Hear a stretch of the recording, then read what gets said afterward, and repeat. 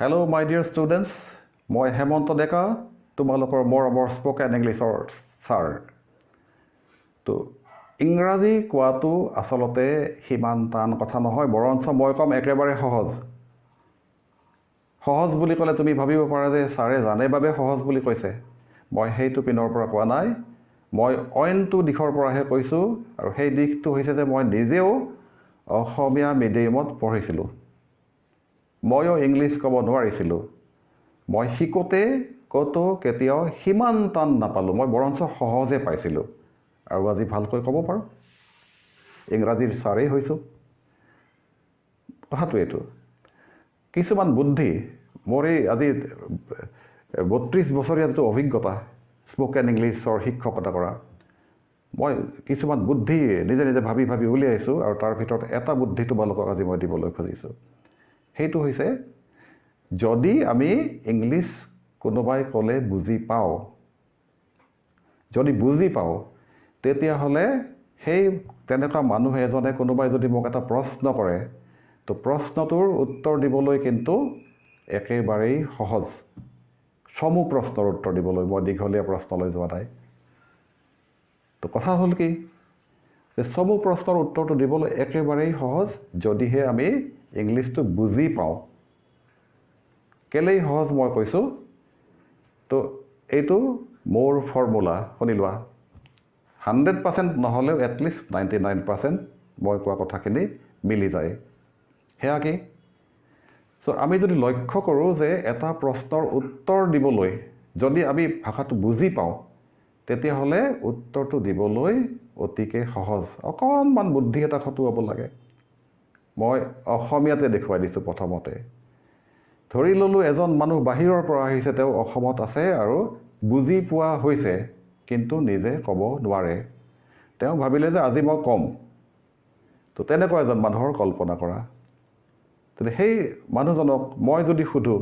যে সি কি খাই আছে মোৰ প্ৰশ্নটো হৈছে সি কি খাই আছে সি কি খাই আছে উত্তৰটো কি হ'ব কিটো কাটি পেলাই তুমি ইয়াত ভাতটো বহাই দিয়া তো সি কি খাই আছে সি ভাত খাই আছে উত্তৰ আহি গ'ল মই যদি সুধোঁ তাই আহিছেনে অ'কে তো মই যদি তাই আহিছেনে নে বুলি প্ৰশ্ন কৰোঁ উত্তৰটো কি হ'ব নেটো কাটি দিয়া তাই আহিছে নে তাই আহিছে হৈ গ'ল আনচাৰ মই বুদ্ধিটো আৰম্ভহে কৰিছোঁ অসমীয়াত অকণমান অসুবিধা এইটো এনেকৈ আটাইবোৰ কথা নিমিলে মই কোৱা কিন্তু ইংলিছত সুবিধা এটা আছে ইংলিছটো আচলতে বহুত সহজ শিকিবলৈ কেলৈ মই কৈছোঁ চাবা অসমীয়াত যদি কওঁ যে মই ৰান্ধিব পাৰোঁ মই লগত কি আছে মই ৰান্ধিব পাৰোঁ ৰু এটা আছে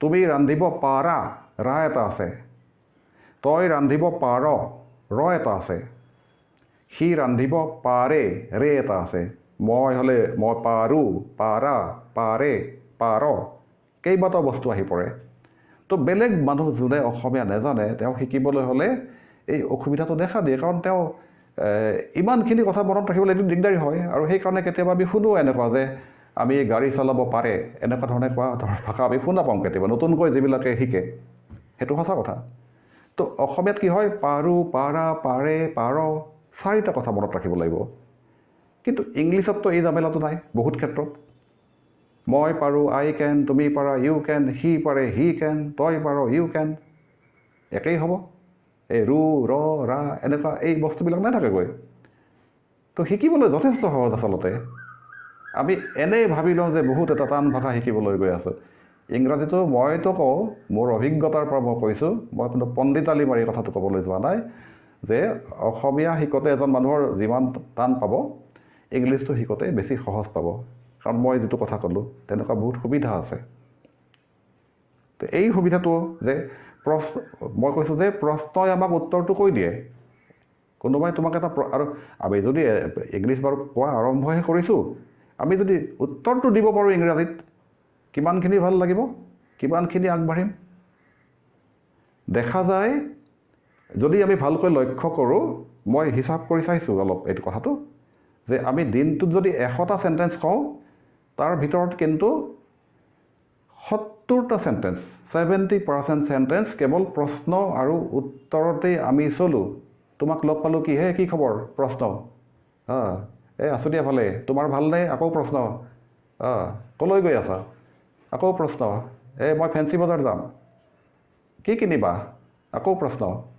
তো প্ৰশ্ন উত্তৰ আমি লক্ষ্য কৰা বস্তুটো আমি প্ৰায়ভাগ সময়তে, মই ইংলিছৰ কথা কোৱা নাই, নিজৰ ভাষাটো প্ৰায়ভাগ সময়তে আমি কিন্তু প্ৰশ্ন উত্তৰ দি মেক্সিমাম সময় চলোঁ। মই খুব এটা কথা চবকে কৈছোঁ, আজি তুমি চোৱা সময়ত এই ভিডিঅ'টো ৰাতিপুৱা যিটো প্ৰথম কথা কৈছিলা এবাৰ মনত কৰা, চাবা যে এয়া এটা প্ৰশ্ন নাইবা এটা কিবা উত্তৰেই আছিলে প্ৰথম যিটো কথা কৈছিলা ৰাতিপুৱা উঠি পেলাই। আৰু যদি প্ৰথম কথাটো কিবা কথাত প্ৰশ্ন নাইবা উত্তৰ নহয়, এইটো ঠিক যে 99% ঠিক এইটো যে ছেকেণ্ড কথাটো কিন্তু ছেকেণ্ড চেণ্টেঞ্চ যিটো তুমি মুখেৰে ৰাতিপুৱা কৈছিলা সেইটো কিন্তু এটা কাৰোবাক প্ৰশ্ন কৰিছিলা নাইবা কোনোবা এটা মানুহৰ প্ৰশ্নৰ উত্তৰ তুমি দিছিলা। তো প্ৰশ্ন আৰু উত্তৰ আমি বহুত পৰিমাণে কৰিবলগীয়া হয়।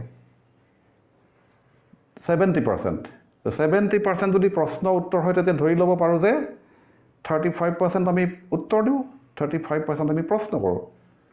তো আমি যদি ইংলিছত স্পকেন ইংলিছত 35% পাৰদৰ্শিতা লাভ কৰিব পাৰোঁ, ইয়াতো কম কথা নহয় ক'বলৈ গ'লে। তো এই প্ৰথম 35 নম্বৰটো আমি অতি সহজেই ল'ব পাৰোঁ চমু প্ৰশ্নৰ উত্তৰ দিয়াৰ ক্ষেত্ৰত। আৰু সাধাৰণতে ইনফৰ্মেল ইংলিছত কথিত ভাষাত আমি কেতিয়াও দীঘলীয়া কথা নকওঁ। সাধাৰণতে কি খবৰ তোমাৰ, ভাল দিয়া, এইটোৱে কওঁ। তাকে নকৈ পেলাই কি ক'বানো আৰু মানে এইটো হ'ল সেইটো হ'ল বুলি আধা ঘণ্টা তুমিতো উত্তৰ নিদিয়া সাধাৰণতে। তো কথাটো হয় কি, এইটো এটা ইম্পৰ্টেণ্ট কথা মই দেখুৱাই দিছোঁ খুব সুন্দৰভাৱে প্ৰশ্নৰ উত্তৰটো আমি কেনেকৈ দিব পাৰোঁ। মই তোমাক সুধিছোঁ তো হেজ হি কাম, সি আহিছেনে? তুমি যদি ক'ব লাগে হয় আহিছে, বুজিটো পাইছা কি সুধিছোঁ? যদিহে বুজি পোৱা, বুজি নোপোৱা মানুহৰ ক্ষেত্ৰত এইটো ফৰ্মুলা নাখাটিব। তো হেজ হি কাম, সি আহিছেনে? তুমি যদি উল্টাই দিতা হি হেজ কাম, হিটো আগত দিলে উত্তৰটো হৈ গ'ল। মই যদি সুধোঁ ইজ হি শ্লিপিং, উত্তৰটো কি হ'ব? হিটো আগত দিয়া, হি ইজ শ্লিপিং। তো মই তোমাক প্ৰশ্ন কৰোঁতে তুমি উত্তৰত কি ক'বা মই তোমাক গাইড কৰি দিছোঁ। খালি এটা শব্দ অকণমান উল্টা পুল্টা হ'ব পাৰে, নাইবা হ'ব পাৰে যে তো যদি সুধোঁ আৰ ইউ এ ষ্টুডেণ্ট, তো এইবাৰ খালি মই নিজে কওঁতে তুমি কৈছা যে আই এম এ ষ্টুডেণ্ট, আৰটো এম হ'ব। মই যদি কওঁ যে এম আই ইয়'ৰ টিচাৰ, তুমি ক'লে যে ইউ আৰ মাই টিচাৰ। তো ইয়াতে এই আৰ বুলি তোমাক সুধিলে তুমি কওঁতে এম ক'ব লাগিব, এম আই বুলি সুধিলে তুমি আৰ বুলি ক'ব লাগিব। তেনেকুৱা দুই এটা সৰু কথাত কেতিয়াবা ডিফাৰেঞ্চ হয়, সাংঘাতিক ডাঙৰ কথা নহয়। কিন্তু দেখা যায় যে মই তোমাক সুধিছোঁ যে হেভ ইউ ইটেন, তুমি খাইছানে? আই হেভ ইটেন, মই খাইছোঁ, উত্তৰ আহি যায়। কেন ইউ ড্ৰাইভ কৰিব পাৰা? য়েছ ছাৰ আই কেন ড্ৰাইভ। তোমাৰ কৰিবলগীয়া কি থাকিলে? প্ৰশ্নটো তোমাক গাইডেই কৰি দিয়ে গোটেইখিনি কথা, ভালকৈ ভাবি চোৱা। তো মই যদি সুধোঁ উইল ইউ গো, তুমি যাবা নেকি? য়েছ আই উইল গো, উত্তৰ আহি যায়। তো এই যদি বুদ্ধিটো আমি অৱলম্বন কৰোঁ, এটা সাধাৰণ কথা একেবাৰে, প্ৰশ্নটো ভালকৈ শুনিবা, অকণমান চেঞ্জ কৰি দিলে উত্তৰটো তুমি পাই যাবা। আৰু উত্তৰ দিব পৰাটো একেবাৰে নেগলিজিবল কথা এটা নহয়। শিকোতাসকলৰ বাবে যিবিলাক শিকাৰু উত্তৰটো দিব পাৰিলে কিমান ভাল লাগিব। তো এইটো বস্তু। আৰু যদি নিগেটিভ কৰিব লাগে, না ক'ব লাগে, তেতিয়াও সহজ। তো মই যদি কওঁ যে হেভ ইউ ইটেন, তুমি খাইছা? No' sir I have not eaten. তো প্ৰশ্ন কৰা যিটো শব্দ থাকে আগত, হেভেৰে প্ৰশ্ন কৰিছোঁ, তুমি না ক'লে হেভ নট ক'ব লাগিব। Have you eaten, I have not eaten. Are you happy, I am not happy. Can you cook, I can't cook. নটটো লগাই দিলে হ'ল। যিটো শব্দৰে প্ৰশ্ন আমি কৰিম সেই শব্দটোৰ লগত নট লগাই দিলেই আমি নেগেটিভ চেণ্টেঞ্চটো পাওঁ। ভাবিব গ'লে কিমান সহজ। মোৰ কথাখিনি বোধহয় বুজি পাইছা। একো নাই, কেতিয়াবা অকণমান সৰু চেঞ্জ এটা হ'ব পাৰে, বিশেষকৈ ডু ডাজ ডিড। মই যদি সুধোঁ যে ডু ইউ ইট, তাতে ডুটো যায়গৈ, নাহে, আই ইট এইটো হ'ব। ডিড ইউ গ, গৈছিলানে? আই ৱেণ্ট, মই গৈছিলোঁ।